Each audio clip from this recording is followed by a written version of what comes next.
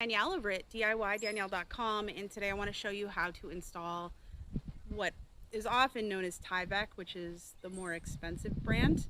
We're using a slightly cheaper brand. We're using the Everbuilt.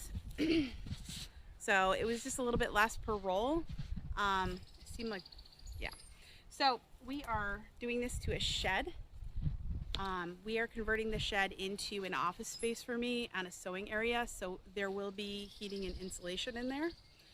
I'm going to show you really quick what happens when you don't install anything, because when we pulled off the siding and we pulled down a garage door, we saw a lot of issues where water had gotten through. This is to protect against water getting into your wood here. So as you can see here, this was the area around the garage door before we removed everything, and you can see the wood is just rotten and falling away. It was such a huge mess to deal with, and I assume it's because it wasn't waterproofed at all. Now my understanding is not everyone installs this for sheds. Usually maybe it doesn't matter as much. However, I also read that the average lifespan of a shed is 10 years, and maybe that's why. If we want to have products that last and sheds that last, maybe it just makes sense to do these sort of things. I don't know. I'm not a professional builder. I'm not claiming to be. However, I will show you how we installed this one. So this product is supposed to let moisture out of your shed without letting moisture into your shed if it leaks through vinyl siding. We've got vinyl siding we're going to put up after. We are using all scraps. We are trying to use as little product that we're purchasing right now as possible due to the high price of everything. So we're using some scrap siding. So let's get started.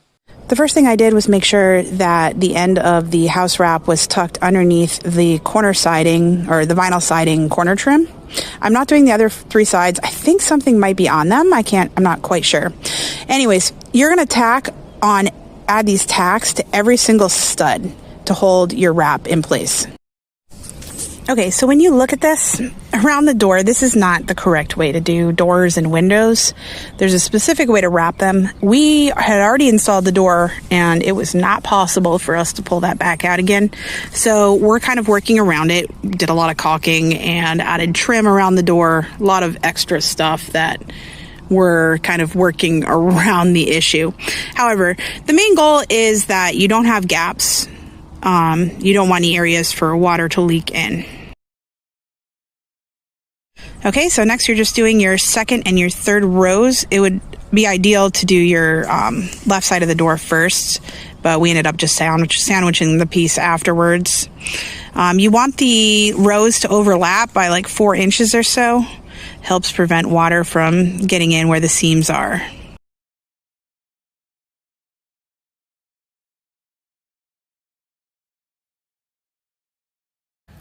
Okay, so I already did the seam here. You have special tape that's used to tape particularly vertical seams. We don't have any vertical seams. The actual instructions said to use this for vertical. I'm going to use it for horizontal too because I bought it, and better safe than sorry.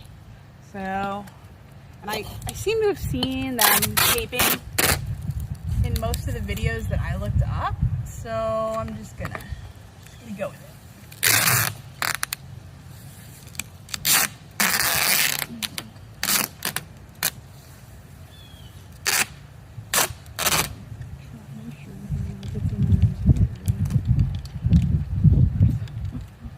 And that's all there is to it. It's pretty easy, and we had it up for a few days with no issues before we got a chance to install our vinyl siding. And I'll have a post up about that soon, but I hope you enjoyed this, and make sure to check out my other videos and my blog, DIYDanielle.com. Thanks so much. Take care. Bye.